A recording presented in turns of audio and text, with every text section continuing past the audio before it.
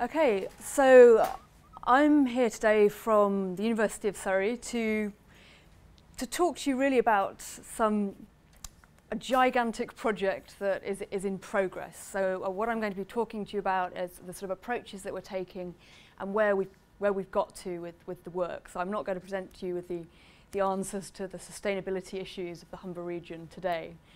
We've got 4 more years left to run. And so we'll see where we've got to by then. But I'm just going to sort of introduce you to some of the challenges of working in the real world with industrial ecology. So the project that I work on is called the Evolution and Resilience of Industrial Ecosystems project. So it's a complexity science for the real world project, just like the Care Life Cycles project here. There are 4 projects of this type currently running.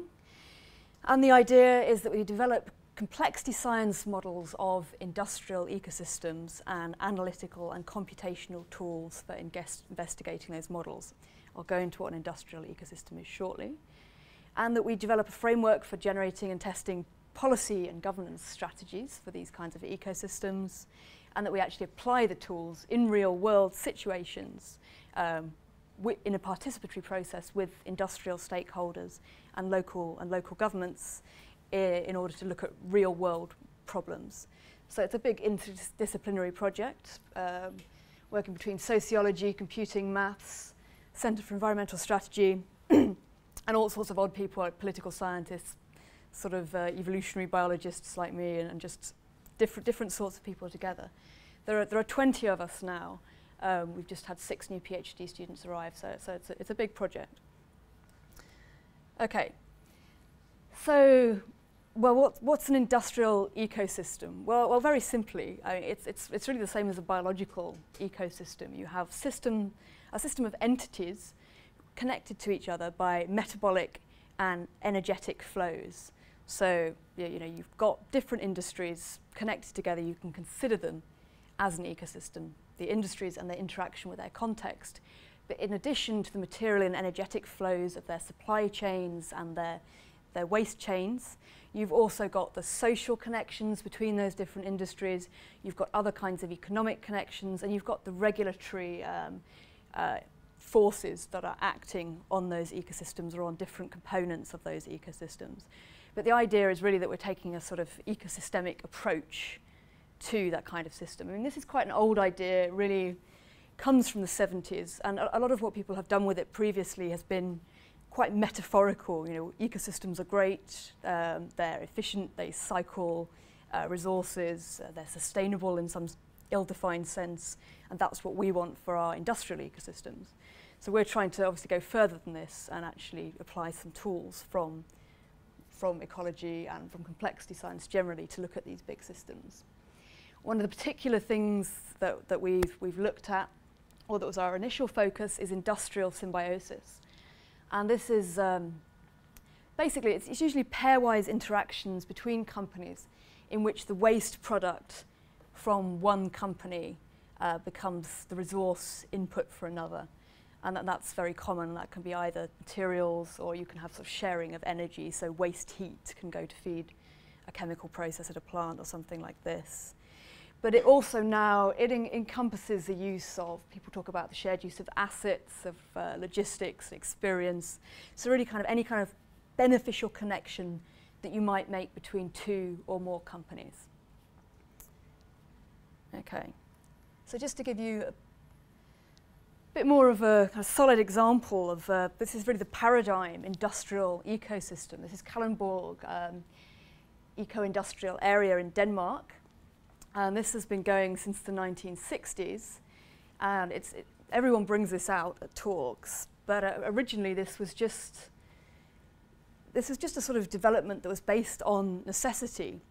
I mean, originally you have the big power station. You've got Denmark's biggest power station and biggest oil refinery, and the municipality. And they were all basically limited by water, by extraction of water. You could only extract a certain amount of water, and it's obviously costly. The extraction licenses were costly. So what they first started to do was to recycle water. So surface water from the lake and groundwater they'd extracted, after having been used in the municipality, was recycled through the power station. Cooling water came from the refinery, get back to the power station, and they started to sort of make these, if you like, industrial symbiotic connections, although no one was calling it that at the time. Another early connection was with heat. So you have sort of high-grade, well, high-pressure, high-temperature steam coming from the power station to Novo Nordisk, which makes insulin, and also going to the refinery to heat its processes. That's also very common. You know, that saves a lot of money, a lot of energy. These are very, very energy-intensive industries. So that's obviously saving a lot of money and a lot of energy there. And you've got the lower-grade heat goes up to the municipality for district heating, and actually goes out to a fish farm as well to increase the fish farm's productivity. And then you've got things like, you know, these connections started to build and build. So yeast slurry from the insulin production going to pig farmers. Jason, sorry. Questions okay? Yeah, that's fine. With the steam, is that a genuine byproduct, or are they taking away some steam that would have been used for driving the turbines? I mean, is it sort of generous gift? It's a byproduct. It's after it's come out of the. It's basically a waste product. I mean, it's a, you know, and generally power stations can make huge numbers of connections of that sort because, you know, the steam goes through the turbines. It's still, you know, that's not a very efficient process. So yeah, it's a genuine waste product. But that does kind of connect into something when you start to increase the efficiency of your process within yourself as a plant. That can obviously sometimes reduce the opportunity for industrial symbiosis, which is an interesting dynamic. But basically, you know, they started to build on all of this, and now you've got all sorts of different connections going on here. So, for example, things like this gypsum manufacturer, sorry, this plasterboard manufacturer, Gyprock, actually basically gets all its gypsum from the scrubbers, the sulfur dioxide scrubbers from the power station. So you've got an industry that's entirely built on its co-location with the power station there. So new industries were coming in, actually kind of connecting based on co-location. And what made this possible, really, or what people who were there at the time describe as making it possible, was really that, firstly, Denmark has a very open sort of management culture. People will talk about what they're doing. And importantly, there are no direct competitors in this system. You've got no industries doing exactly the same thing.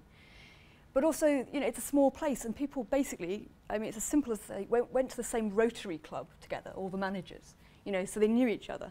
And people started to make these connections.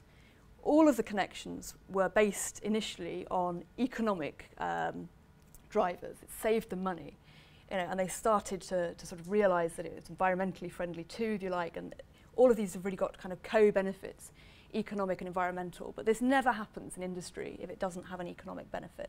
You know, it can be neutral, but it won't happen if it doesn't have an economic benefit. But interestingly enough, you know, they started to develop a social norm around this. You know, once it had been established and these kind of pairwise interactions were building up, someone actually coined the term industrial symbiosis. And that was 30 years after this started. And they set up an Industrial Symbiosis Institute. And people are now attracted there because they want to join in with industrial symbiosis. And the idea is really exported all around the world. So, but this was not an organised process by any means. Okay. So the area that we're looking at is rather different, but it's a very important area in the UK. So the Humber region. So the Humber is basically the UK's largest river system. You've got Lincolnshire on the south bank, Yorkshire on the north, and it drains some enormous percentage of the country's area. It's a very important estuary in terms of sort of wildlife value. It's UN sort of registered in that respect. It has the UK's largest port by tonnage, so that's the combined port of Grimsby and Immingham, which is a bulk port, but it is the UK's largest. And it's a big cluster of petrochemical industries, electricity generation, power generation, heavy industry. In fact, you know, the most important in the UK probably. So the area really has a desire to develop now. It's run down economically. It wants to develop, and it sees an identity for itself as the Humber Gateway, which will be a kind of low carbon region, and they really want to embrace renewable energy generation technologies and bio-based economy. Though one of the other attractive things for us in this region was that it does have a long history of industrial symbiosis.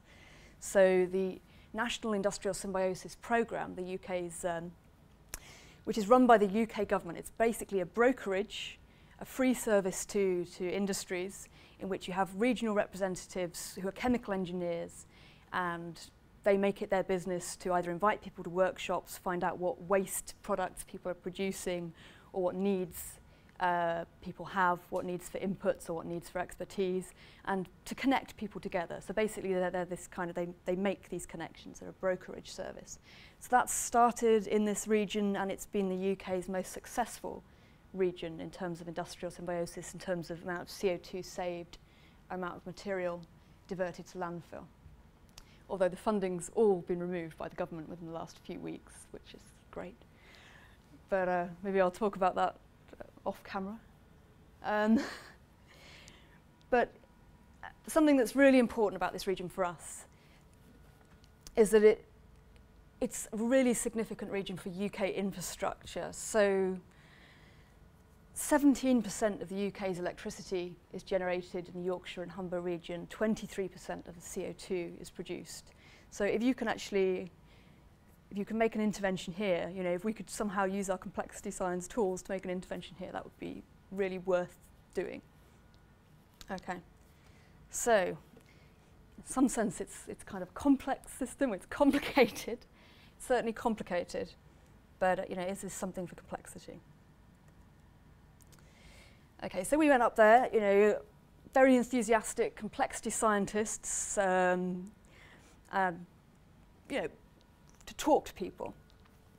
And the first thing that you find, or that we certainly found, when trying to scope a case study like this, trying to get the data that you need to actually make a model, is how little publicly available data there is in the first place. This is commercially sensitive data.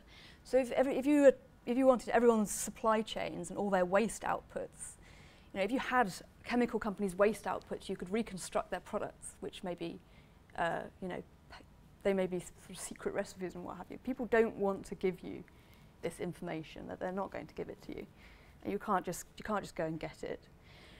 And not only that, but when you're talking to people, they're strategic. You know, they want you to promote their region. They want a particular answer out of the model. So when we were trying to talk to people about the kinds of questions that they had or the things that we could address with our models, you know, they would, you know, can you build a model that will show that it doesn't matter if we build our power plant on birds' nesting sites on the, you know, literally this is exactly the kinds of thing people would ask us. So that you know, you can't very easily work with that either. A climate of funding cuts. So NISP's funding was being cut substantially by the government at that time. The regional development agencies had just been dismantled, which are probably the sort of best home for this kind of approach and a sort of regional and industrial ecology approach, and had that kind of data. So it wasn't a very easy environment to start off with. So we had to do a lot of work going up, getting into sort of stakeholder fora, stakeholder network organisations. And for me, as the most, you know, I thought bacteria were challenging, but this was more this was more challenging. You know, have to kind of go in and gain people's trust. But also, you know, a lot of academics come to see them, you know, and you really have to sort of, well, why should they care about complexity science? What can you offer them? You know, they're going to keep their job on breaking even within the next year. You know, not to say that they're not good people, because they are, and they're really interested in sustainability, but, you know, you have to be able to show to them that, you know, that complexity science can actually be a match to the kinds of questions that they're asking, and then you can start to lead them maybe in a direction for them to sort of frame their questions a bit differently. But, you know, just going in with your big simulation and saying, this looks really exciting, aren't you excited? You know, it doesn't work. So, so we really had to kind of co-develop the framework, you know, of what they would be interested in, what we would be interested in, and we actually did show them a model in the end. We found a model, a simulation of the development of bioenergy markets in South Africa, which have been commissioned by the energy authority there on deregulation, but which actually showed that a coal-fired power station, which had invested in co-firing with biomass, would, through the dynamics of this kind of agent-based model, be highly likely to lose that investment within 10 years because of the economics, because this kind of coal-fired power station would be co-firing with bagasse, that is waste sugarcane, and it became more economic for sugar mills themselves to generate electricity and to export via microgrids. So it's the kind of thing they wouldn't have thought of, but it seems very, very practical to them and solid, and you can say, okay, you're this power station, you've lost your money. So this is the kind of work we just had to do, and that took a long time actually to do that. So you really have to have this negotiation really on your models and your focal problems. And also because, interestingly, you find when you're doing this that you're not just solving problems for people, you're not a consultant, the mathematicians need to find it exciting. So, if your EPSRC wants you to do mathematically exciting things, so you might find how to solve a problem, but it's not kind of novel enough in terms of complexity science. So there's a sort of interesting negotiation. But we got through this, and we basically started interviewing, and we collected 18 interviews with industrialists and local politicians. So we decided to focus on the bio-based economy, basically because there was a big regional focus on that self-identified focus. But it's a large agricultural region. There's been a big decline of fishing there, but there's a huge sort of agricultural hinterland, wheat growing, and there are a lot of industries already present, sort of biodiesel and these kind of things. Refineries would provide the infrastructure for that sort of development, and a port, obviously. There's already Drax, which is the UK's largest coal-fired power station by some order of magnitude. That already started to co-fire for quite some years with straw and coppice wood, and they were looking to do more. And there were numerous bioethanol plants under construction. So, and it also seemed, there's some kind of interesting policy questions here in bio-based economy. Policies could drive the system in one way or another, so it's interesting mathematically. So I guess the question was first then, well, how do we actually start to make a model of this? So, we start by drawing some naive sketch of the bio-based metabolism, but that wasn't really going to do the job for us. So we developed a network coding methodology, basically, to code our interviews. So we're using our qualitative data to produce a network. So basically, we didn't have questionnaires that were designed to gather network information because we'd use the interviews for scoping. And you have limited time with stakeholders, so we knew we couldn't really go back very easily. But our interviews did contain sort of references to nodes and to links, so there was lots of implicit network information. Some of it was very basic, just that a link is there or could be there, a link of a certain type. Some of it quite detailed quantitative information with decision rules on why that link had been put in place.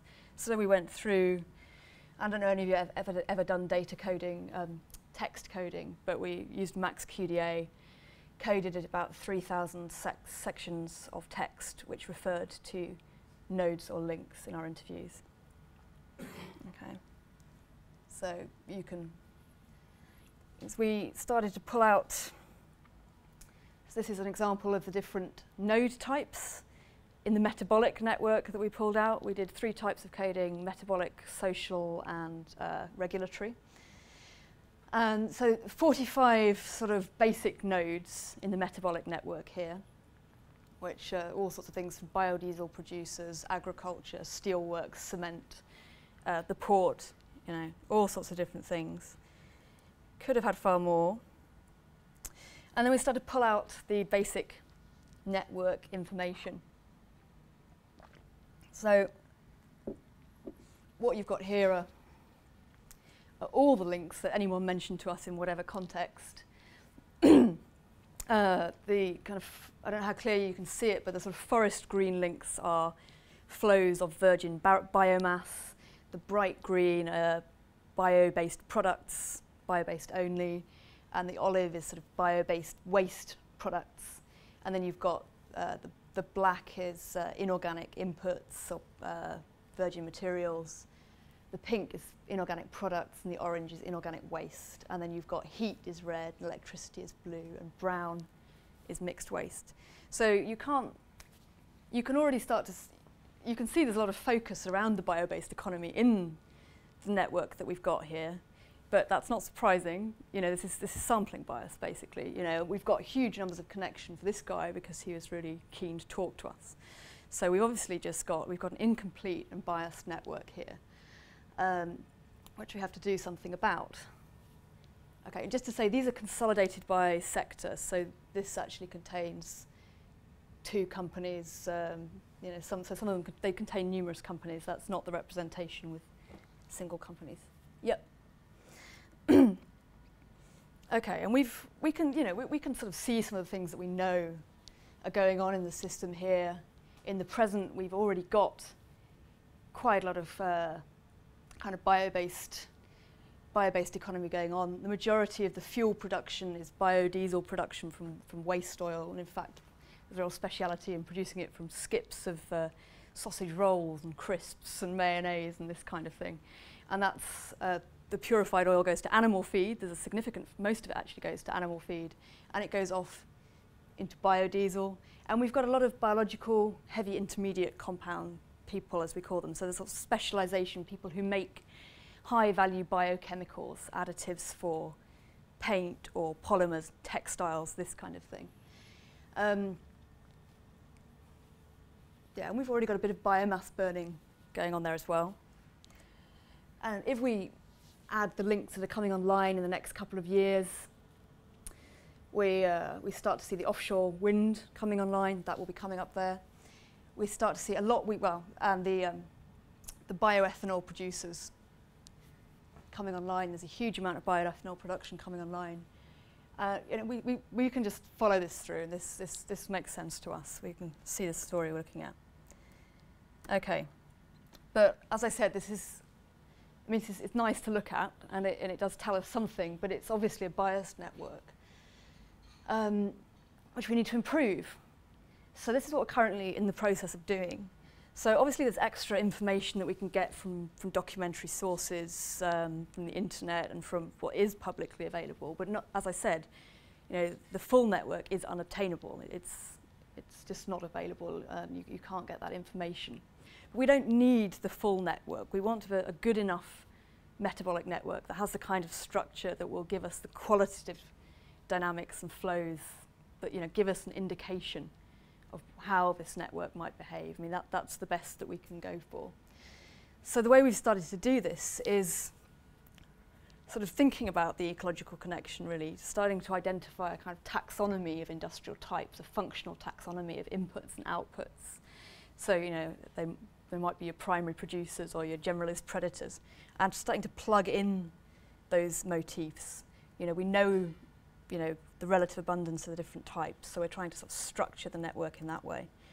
Just to give you some examples of those, so the top left, you've got your cement works, which is an incredible sort of generalist. It has an incredible need for energy for its kiln, and it will burn basically anything, really. You know, so everything is going into there, from sort of waste from the steel works, from food processors, old tyres, you know, any kind of agricultural waste going through an aggregator, or, you know, anything that will burn, rubbish, you know, whatever they can get, basically. And there's also lots of additives going into cement, so fly ash and things from incinerators goes in there. I mean, blood from food processors, shells, all sorts of stuff goes in as an ingredient for cement. And this is quite an interesting node, because effectively a lot of things end up, it's a sink node for a lot of those things, right? If stuff is going into cement, you know, biological material, it's not coming out again. Or if it's burnt in a kiln like that, it's contaminated, and it can't go back to land. It will go out to be sort of used in construction and things like that. And then we've got things like oil refineries, which we know don't have very many local connections at all. So they might be taking in some sort of some chemicals they'll be connected to the bioethanol producer because they'll be blending, so they have an obligation to blend. With petrol, it all has to be blended, so that's why these things co-locate together. And there's also a CHP. There's 2 big refineries up in Humberside, and they already have an industrial sort of symbiotic connection with their CHP. And there are sort of long chains coming out, long chains of products, because you have complex products that can be reprocessed many times. So you have a kind of big downstream kind of ecosystem from a refinery like that, potentially.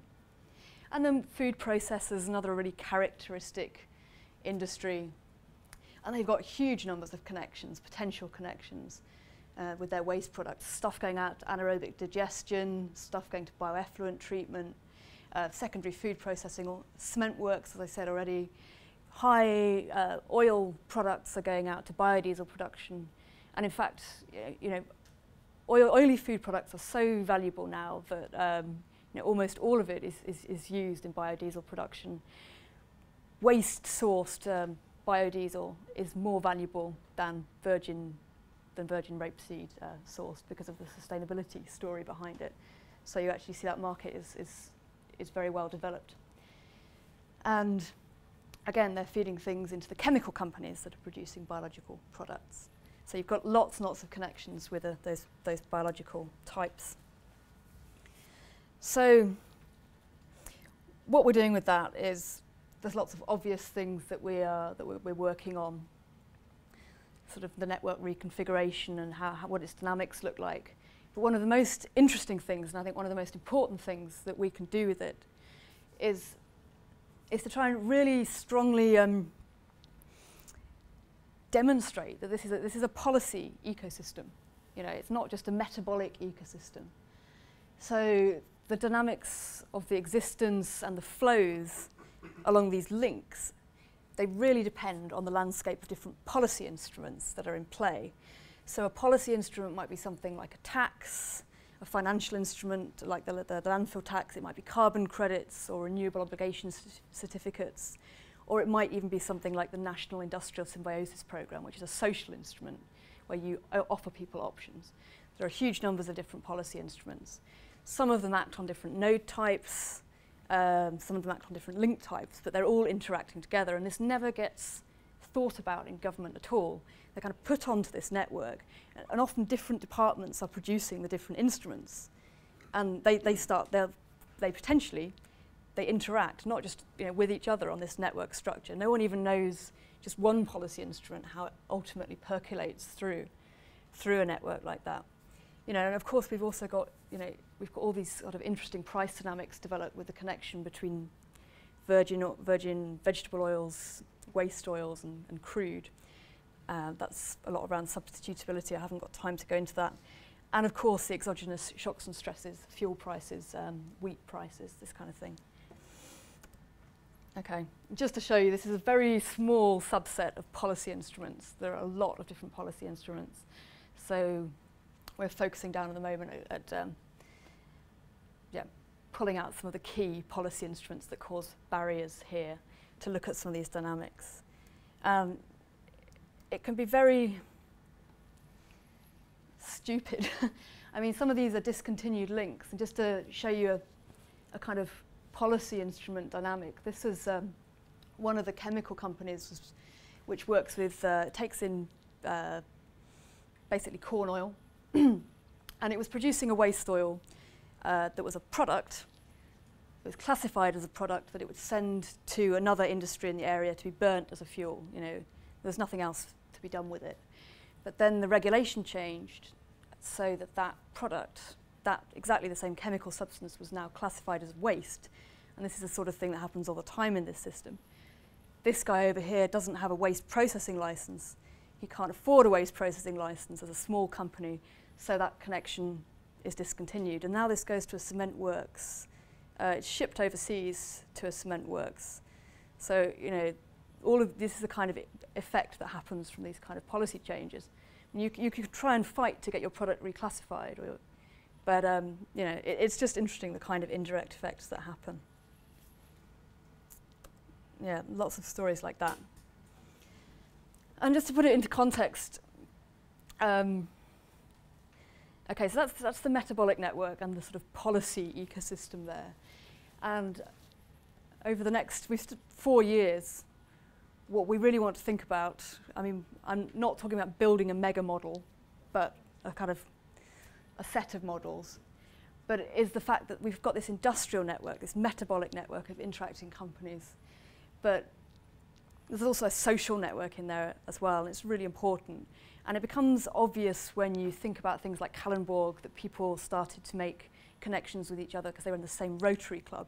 In this region, there are sort of single-issue groups, particularly around planning and things like that, which is a restriction there because of the wildlife value of the sites, but yet has managed to bring people together to cooperate, interestingly enough. People cooperate on other things after getting together in these groups. And you also have these government sort of social policy instruments, social network structure policy instruments, of which the National Industrial Symbiosis Programme was one. So a brokerage, effectively, that's a different, produces a different kind of network structure. Although, maybe interestingly for our analysis, but not so great for the region, that, as I said, the funding's all been pulled from that.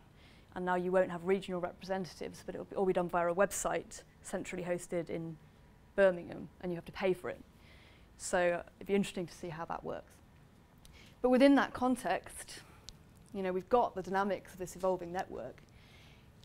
What we want are the system-level indicators that matter to stakeholders. So what are the kind of macro variables of this system that actually matter to policymakers and stakeholders in terms of sustainability? What do we need to measure on this system? And again, that's a participatory process, really, what's interesting to people, what can we pull out? Because obviously we can think of things, but how do these different policy instruments, these key policy instruments, interact differently on the system? And this is it's very pertinent because the government is changing things like the ROCs banding all the time, and it has big impacts on this system. I'll go through it a little bit more in a second. And as I said, shocks and stresses, climate change, wheat prices, all of these things changing. The social network, we've still got to pull out of the data. It's coded, but it's not kind of drawn up. But just some of the things I mentioned already, we've got NISP and things like that. But there's also just the war between Lincolnshire and Yorkshire, which seems to cause an enormous barrier to cooperation in the system in a sort of, at some levels and not others, which is kind of ridiculous. And the administrative structure, really, in the region. And also this big transport barrier, the Humber Bridge, and its very high toll, how that actually changes the dynamics in the system. Okay, so we've got to go through and pull out social network, and we're interested to see sort of what characteristic network structures we've got there. I think that's rather repetitious, but I mean, basically, then we can start to look at which industry types are really like the keystones, if you want, for this kind of network, and sort of what points of intervention we can identify. And the word is in the title. We have to look at the resilience of industrial ecosystems. So, just to say that we've got ongoing work on a lot of other different sort of models that are all tied into this. This is a sort of zoomed in part of that developed network where you can see the sorts of information that we gather, and this is with the network motif sort of added in, just around waste biofuel, anaerobic digestion, and food processors. And this at the moment, based on that subsection of the network, is what we're looking at with the agent-based models. So we just have an ABM at really early stages, and we're taking that back up to the stakeholders along with the network in February to kind of get their input, particularly try and get them playing around with it, which is easy in NetLogo, doing a reality check on it. What have we missed that's really, really obvious? And what kinds of things they'd like to measure on that system. A lot of our models are framed with participatory work, so we don't just sort of sit in our office, and analyse the interviews.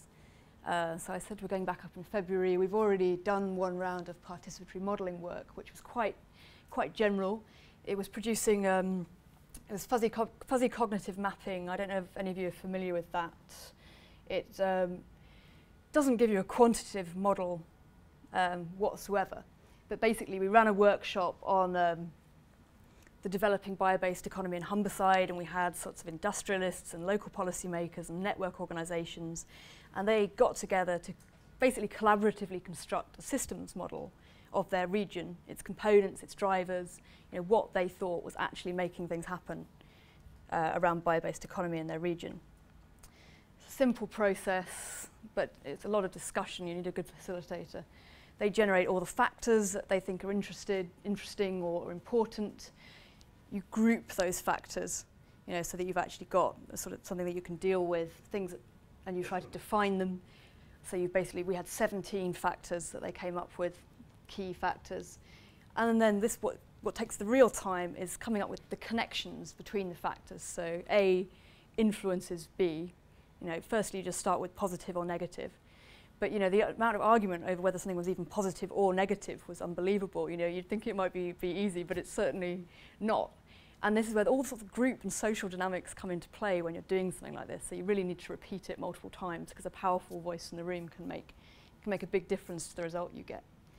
But once we've generated those connections, we rank the links and give them weights according to that ranking, and then you end up with a basic systems model. It's a single equilibrium model, and because it's just ranking and you don't actually have we don't have any quantities or even units attached to these things, so you can't really say anything much about them, but you can draw a map, and we could actually produce output on the day. You can fiddle around with the output. You can just kind of stick it into Excel and show them the point attractor and how it changes if they reverse relationships. So it's a kind of storytelling exercise almost for them, but they're able to fiddle with it on the day.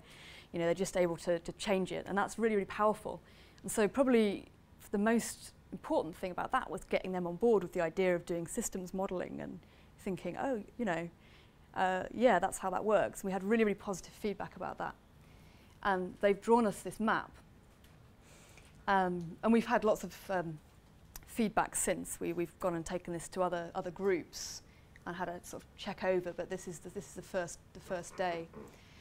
But you can see there's things driving the system here: fossil fuel price, international instability, and sort of groups of factors around that. And some of these are things that we can deal with potentially quite easily in our modelling.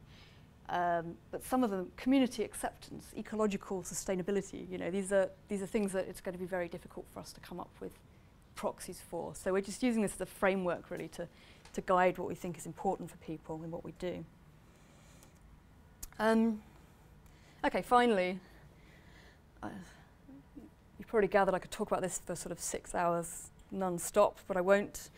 So just to put it in context, Yorkshire and Humber intend to be generating around 2,000 megawatts of renewable power by 2021, and they will, by 2013, be producing 600 million litres of bioethanol every year. That's half the UK's bioethanol supply, if all goes according to plan. Those plants are built and they're being commissioned. So, yeah, that's a lot of bioethanol, and the idea is for all to come from local wheat. And for the sort of proteinaceous byproduct to go back to agriculture as an animal feed, and the waste CO2 to go to drinks manufacturers. I think already we hear on the grapevine that they're starting to have problems with sourcing because of wheat supply because of the climatic issues this year. So we'll see how that develops, but it's going to be very significant. And I just heard that Drax is intending to convert half its supply, half its capacity, to biomass-only burning. So, as I said, Drax is the largest coal-fired power station in the UK. It's 4 times bigger than any of the others. So if this happened, 5% of the UK's electricity would come from biomass burning. And this is really interesting because, obviously there's a lot of wood to get there, and they're looking at international sourcing, and they already do a lot of local sourcing. But previously, they've been ramping up for co-firing, burning with biomass. And this is because the renewable obligation certificates, which is the money that you can get, effectively you get renewable obligation certificates for generating in a certain way, and then you can sell them to a supplier, right? So you can make money as a generator to sell in a certain way. And co-firing was more supported, worth more than biomass only. Okay, so everyone had been investing in co-firing, and suddenly the government rebanded. Everyone's stock price dropped enormously, but they'd sort of heard on the grapevine that this was going to happen, and they've just announced instead that they'll be ready to burn a huge amount of biomass rather than co-firing by 2017. And there's going to be a lot of biorefinery for high-value products also. There are people up there developing methodologies to take mixed black bin bags of waste and basically pull out high-value chemicals such as pharmaceuticals, plastics, this kind of thing that actually will substitute for other oil products. And if that kind of technology develops, that will be very important because source segregation is currently the real barrier in these systems. So I think I've only got like a couple more slides, but just to tie it back to some more global issues here. We're also working on the phosphorus cycles. These are sort of global phosphorus cycles that one of our PhD students put together, as is available in the literature currently. So phosphorus is normally thought of as a supply-side problem, that there's the geopolitical instability in phosphorus supply is what's problematic about it, rather than any kind of peak phosphorus. But there's obvious other issues associated with phosphorus, with soil degradation and this kind of thing. So it makes sense to recycle phosphorus. When we start to put biofuels in there or biomass burning, then obviously we're diverting crop and we're diverting human waste through biofuel. But the different policy instruments that are in place are ultimate, as well as the actual processes, are what is going to determine where the phosphorus is going. Is it going down here? Is it going to become a loss to the system? Or could it go back to soil? If you're driven to burn things in a non-source segregated way by policy instruments, so if you're co-firing, for example, if you're co-firing biomass with coal, there's no way you can put that back on the soil. If you're burning biomass only, it can go back on the soil. So the renewable obligation certificate levels, which are set for carbon, will inadvertently be affecting the phosphorus cycle. There are other economic considerations. If you are supporting waste incineration via your rocks banding, well, the economics of scale with those kind of plants is that they need to take huge amounts of waste from a municipality. So they can only really take unsegregated waste. They want all of the waste from a municipality. And if something new is being set up, it's easier to change that and to not give them your biological waste. But usually you're tied into a 25-year contract with an incinerator. So if you've already set up a contract, then that's going to be rolling on for 25 years. And you've got no choice. So what's going to be really interesting in these kind of industrial ecosystems, I think, is looking at how policy will drive the metabolism in one direction or another, and how that will, how those indirect effects will percolate through the system. So comparing phosphorus, nitrogen, and carbon in the system is what we're looking to do. So there's lots for us to do in the theoretical ecology of industry.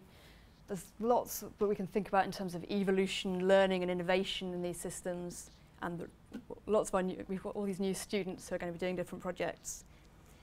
And local versus global optimization, tying back to policy making.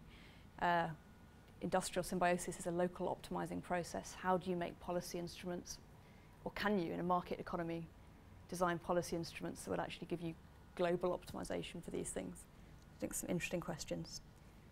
And finally, just the sort of methodological questions for complexity science in the real world. So, can we actually provide tools that are useful for people, for stakeholders and for policymakers, given that we have this information deficit? And given that these are reflexive systems, that people change their behaviour on seeing models, should we just be presenting them as exploratory tools? And do these perspectives actually usefully map to things that people need to change? So it's about usable knowledge and kind of finding that fit between the complexity science and the real world. So there's a lot of work to do there. I'd like to thank my collaborators and any questions?